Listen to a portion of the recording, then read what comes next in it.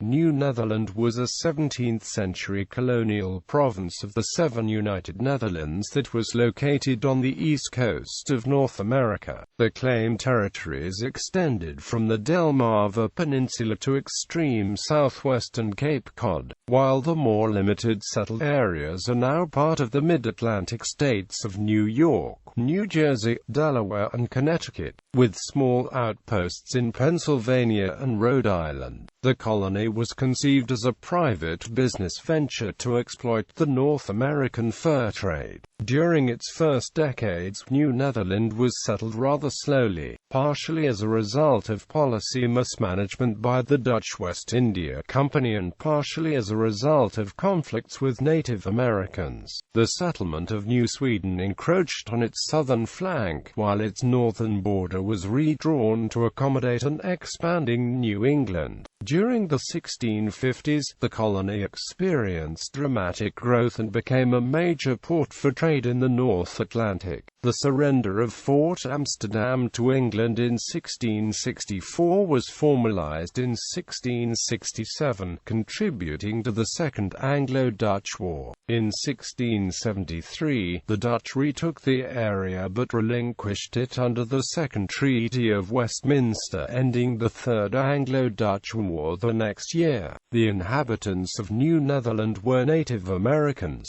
Europeans, and Africans, the last chiefly imported as enslaved laborers. Descendants of the original settlers played a prominent role in colonial America. For 2 centuries, New Netherland Dutch culture characterized the region. Origins. In the 17th century, Europe was undergoing expansive social, cultural, and economic growth, known as the Dutch Golden Age in the Netherlands. Nations vied for domination of lucrative trade routes around the globe, particularly those to Asia. Simultaneously, philosophical and theological conflicts were manifested in military battles across the continent. The Republic of the Seven United Netherlands had become a home to many intellectuals, international businessmen, and religious refugees. In the Americas, the English had a settlement at Jamestown, the French had small settlements at Port Royal and Quebec, and the Spanish were developing colonies to exploit trade in South America and the Caribbean. In 1609, English sea captain and explorer Henry Hudson was hired by the Dutch East India Company émigré running the Dutch East India Company located in Amsterdam to find a northeast passage to Asia, sailing around Scandinavia and Russia. He was turned back by the ice of the Arctic in his second attempt, so he sailed west to seek a northwest passage rather than return home. He ended up exploring the waters off the east coast of North America aboard the V-boot Half Mayan. His first landfall was at Newfoundland and the second at Cape Cod.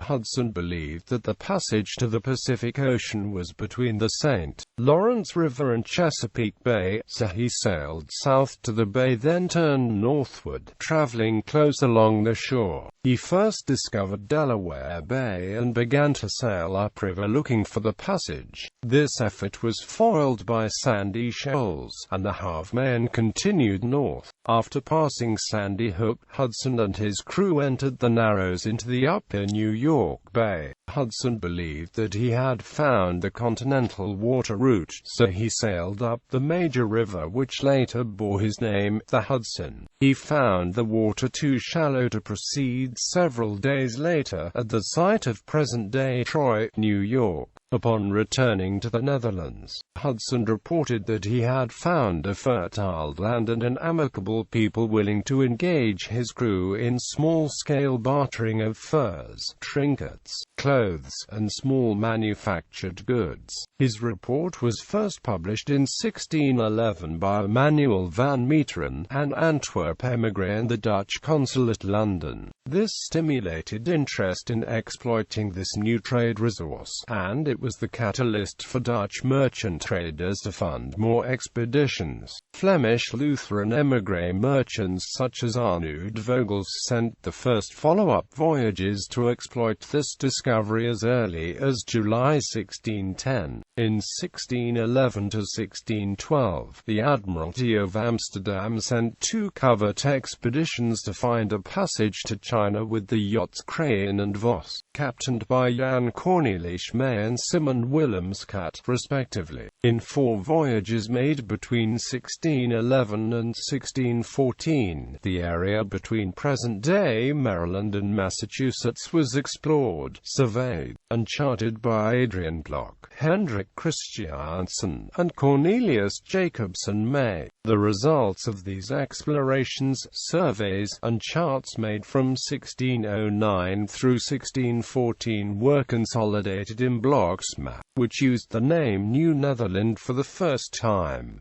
On maps, it was also called Nova Belgica. During this period, there was some trading with the native population. Fur trader Juan Rodriguez was born in Santo Domingo of Portuguese and African descent. He arrived in Manhattan during the winter of 1613 to 1614, trapping for pelts and trading with the local population as a representative of the Dutch. He was the first recorded non-Native American inhabitant of what eventually became New York City. Development. Chartered trading companies. The immediate and intense competition among Dutch trading companies in the newly chartered areas led to disputes and calls for regulation in Amsterdam. On March 17, 1614, the States General, the governing body of the Republic of the Seven United Netherlands, proclaimed that it would grant an exclusive patent for trade between the 40th and 45th parallels.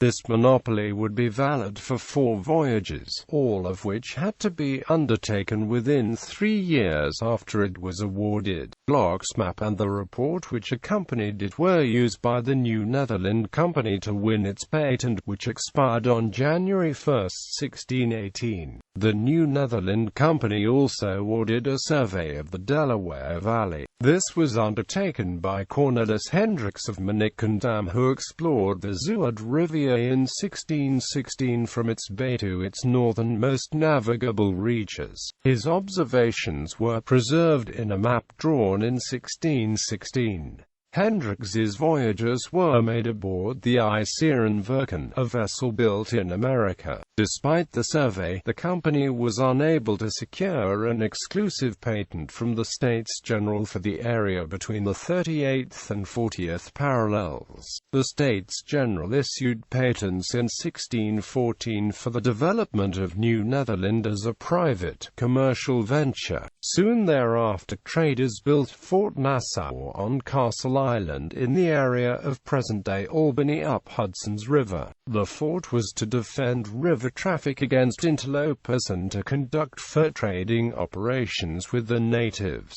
The location of the fort proved to be impractical due to repeated flooding of the island in the summers, and it was abandoned in 1618, which coincided with the patent's expiration. The Geoctroyed West Indisch Compagnie, or Chartered West India Company, was granted a charter by the Republic of the Seven United Netherlands on June 3, 1621. It was given the exclusive right to operate in West Africa and the Americas. In New Netherland, profit was originally to be made from the North American fur trade.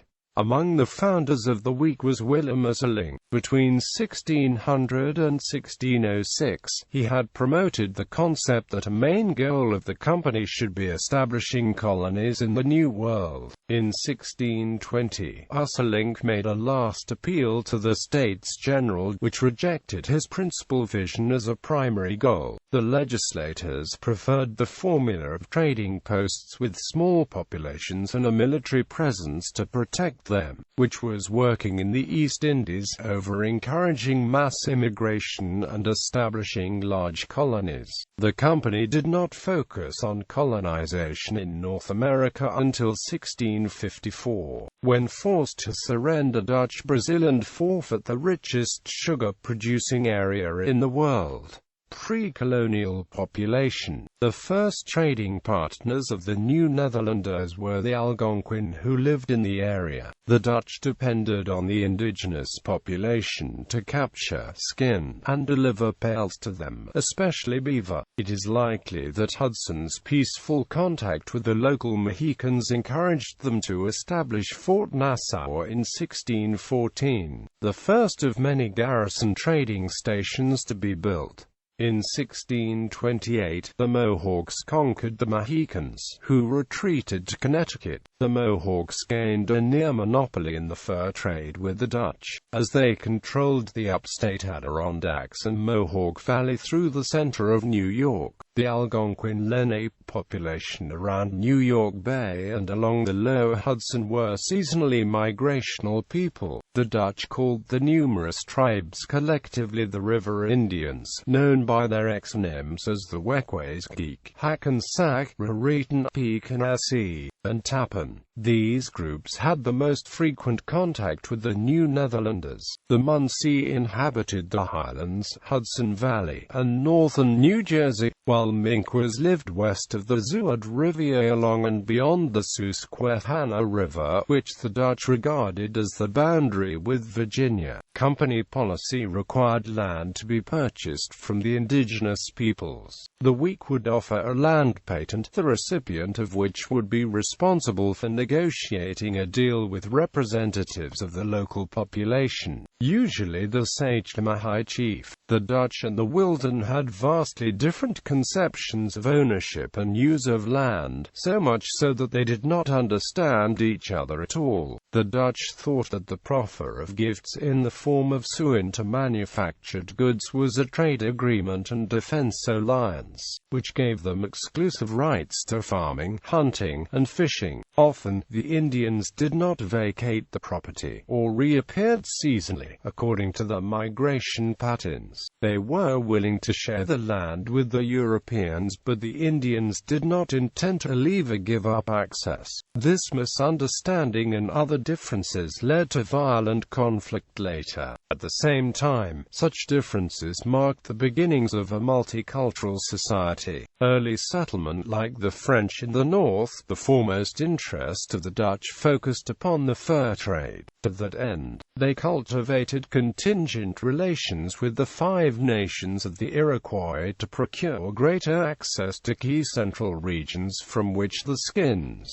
came. The Dutch encouraged a kind of feudal aristocracy over time to attract settlers to the region of the Hudson River, in what became known as the system of the Charter of Freedoms and Exemptions. Further south, a Swedish trading company that had ties with the Dutch tried to establish its first settlement along the Delaware River 3 years later. Without resources to consolidate its position, New Sweden was gradually absorbed by New Holland and later in Pennsylvania and Delaware. The earliest Dutch settlement was built around 1613, and consisted of a number of small huts built by the crew of the Tieger, a Dutch ship under the command of Captain Adrian Block, which had caught fire while sailing on the Hudson. Soon after, the first of two Fort Nassaus was built, and small factory trading posts went up, where commerce could be conducted with Algonquin and Iroquois population, possibly at Schenectady, Esopus, Quinnipiac, Communipaw, and elsewhere. In 1617, Dutch colonists built a fort at the confluence of the Hudson and Mohawk rivers where Albany now stands. In 1624, New Netherland became a province of the Dutch Republic, which had lowered the northern border of its North American dominion to 42 degrees latitude in acknowledgement of the claim by the English north of Cape Cod. The Dutch named the three main rivers of the province the Zuid Rivier, the Noord Rivier, and the Versche Rivier. Discovery, charting, and permanent settlement were needed to maintain a territorial claim. To this end, in May 1624, the VOC landed 30 families at Fort Orange and Noten Eiland at the mouth of the North River. They disembarked from the ship New Netherland, under the command of Cornelis Jacobs as was made the first director of the New Netherland. He was replaced the following year by Willem Verhulst. In June 1625, 45 additional colonists disembarked on Noten Island from 3 ships named Horse,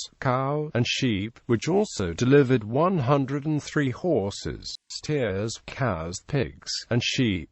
Some settlers were dispersed to the various garrisons built across the territory, upstream to Fort Orange, to Efts Hoek on the Fresh River, and Fort Wilhelmus on the South River. Many of the settlers were not Dutch but Walloons, French Huguenots, or Africans. North River and the Manhattans. Peter Minuit became director of the New Netherland in 1626 and made a decision that greatly affected the new colony.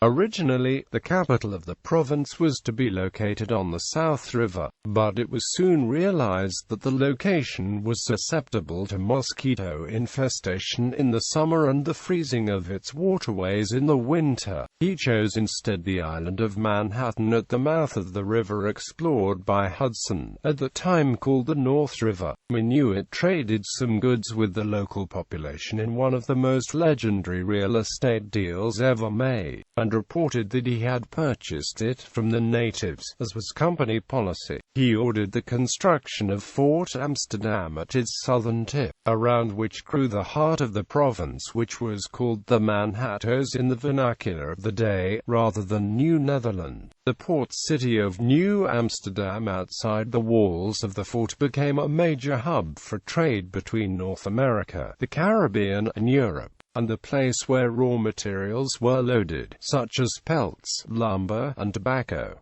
Sanctioned privateering contributed to its growth. It was given its municipal charter in 1653, by which time the commonalty of New Amsterdam included the Isle of Manhattan, Staten Island, Pavonia, and the Long Island towns. In the hope of encouraging immigration, the Dutch West India Company established the Charter of Freedoms and Exemptions in 1629, which gave it the power to offer vast land grants and the title of patron to some of its invested members. The vast tracts were called Patron Ships, and the title came with powerful manorial rights and privileges, such as the creation of civil and criminal courts and the appointing of local officials. In return, a patroon was required by the company to establish a settlement of at least 50 families within 4 years who would live as tenant farmers. Of the original 5 patents given, the largest and only truly successful endeavor was Rensselaerswyck,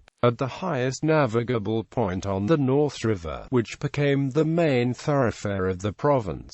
Beverwyck grew from a trading post to a bustling, independent town in the midst of Rensselaerswyck, as did Wiltwyck, south of the Patron Ship in Esopus country. Efts War and the Remonstrance of New Netherland. Willem Efts was director New Netherland from 1638 until 1647.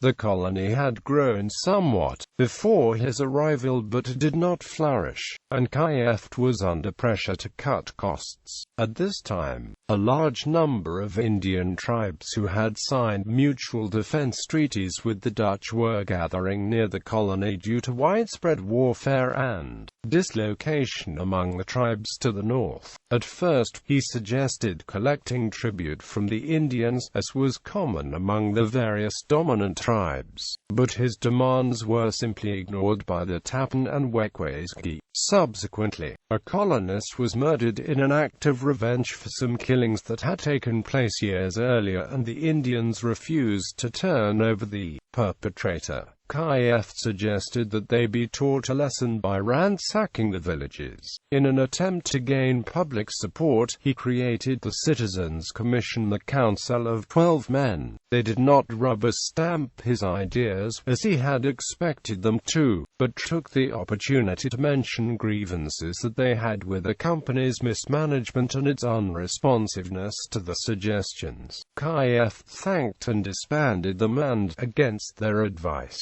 ordered that groups of Tappan and Wekwaisgi be attacked at Pavonia and Colliers Hook. even though they had sought refuge from the more powerful Mohican enemies of the treaty understandings with the Dutch. The massacre left 130 dead. Within days, the surrounding tribes united and rampaged the countryside, in a unique move, forcing settlers who escaped to find safety at Fort Amsterdam. For 2 years, a series of raids and reprisals raged across the province, until 1645, when Efts' War ended with a treaty, in a large part brokered by the Hackensack-Sagamore Oratum. The colonists were disenchanted with the previous governor, his ignorance of indigenous peoples, and the unresponsiveness of the weak to the rights and requests, and they submitted the Remonstrance of New Netherland to the States General. This document was written by Leiden-educated New Netherland lawyer Adrian van der Donk, condemning the VOC for mismanagement and demanding full rights as citizens of the province of the Netherlands. Director General of New Netherland Petrus Stuyvesant arrived in New Amsterdam in 1647, the only governor of the colony to be called Director General. Some years earlier, land ownership policy was liberalized and trading was somewhat deregulated, and many New Netherlanders considered themselves entrepreneurs in a free market. During the period of his governorship, the province experienced exponential growth.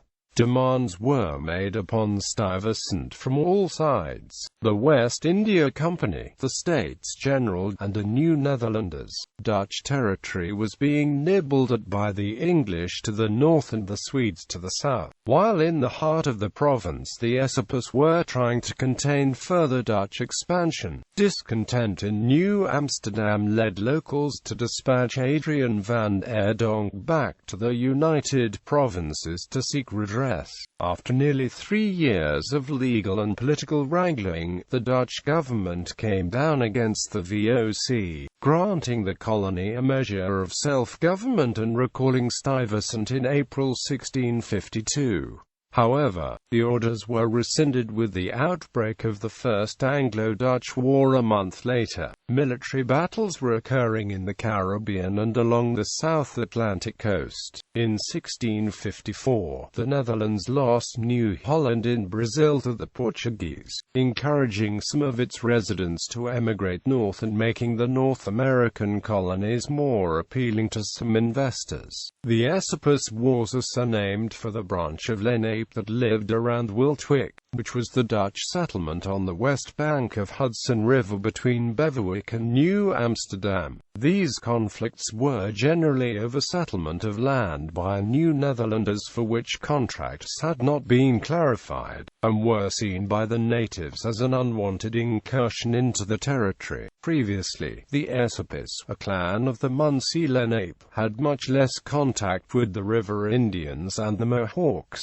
Society. New Netherlanders were not necessarily Dutch, and New Netherland was never a homogeneous society. An early governor, Peter Minuit, was a Walloon born in modern Germany who spoke English and worked for a Dutch company. The term New Netherland Dutch generally includes all the Europeans who came to live there, but may also refer to Africans, Indo-Caribbeans, South Americans and even the Native Americans who were integral to the society. Though Dutch was the official language, and likely the lingua franca of the province, it was but one of many spoken there. There were various Algonquin languages. Walloons and Huguenots tended to speak French, and Scandinavians brought their own tongues, as did the Germans. It is likely that the about 100 Africans on Manhattan spoke the mother tongues but were taught Dutch from 1638 by Adam Roelants van Dokkum. English was already on the rise to become the vehicular language in world trade, and settlement by individuals or groups of English speakers started soon after the inception of the province. The arrival of refugees from New Holland in Brazil may have brought speakers of Portuguese, Spanish, and Ladino. Commercial activity in the harbour could have been transacted simultaneously in any of a number of tongues. The Dutch West India Company introduced slavery in 1625 with the importation of 11 black slaves who worked as farmers, fur traders, or builders. Although enslaved, the Africans had a few basic rights and families were usually kept intact. Admitted to the Dutch Reformed Church and married by its ministers, the children could be baptized. Slaves could testify in court, sign legal documents, and bring civil actions against whites. Some were permitted to work after hours, earning wages equal to those paid to white workers. When the colony fell, the company freed the first slaves and some others, establishing early on a nucleus of free Negroes. The Union of Utrecht, the founding document of the Dutch Republic, signed in 1579, stated that everyone shall remain free in religion and that no one may be persecuted or investigated because of religion. The Dutch West India Company, however, established the Reformed Church as the official religious institution of New Netherland. Its successor church, the Reformed Church in America, still exists today. The colonists had to attract, through attitude and by example, the natives and non-believers to God's word, without, on the other hand, to persecute someone by reason of his religion, and to leave everyone the freedom of his conscience. Quote,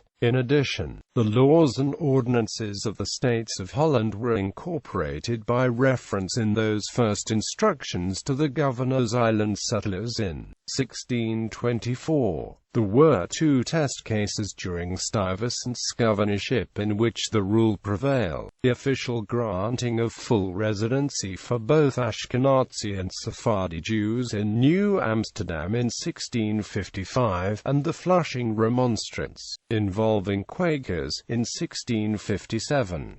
During the 1640s, 2 religious leaders, both women, took refuge in New Netherland: Anne Hutchinson and the Anabaptist Lady Deborah Moody.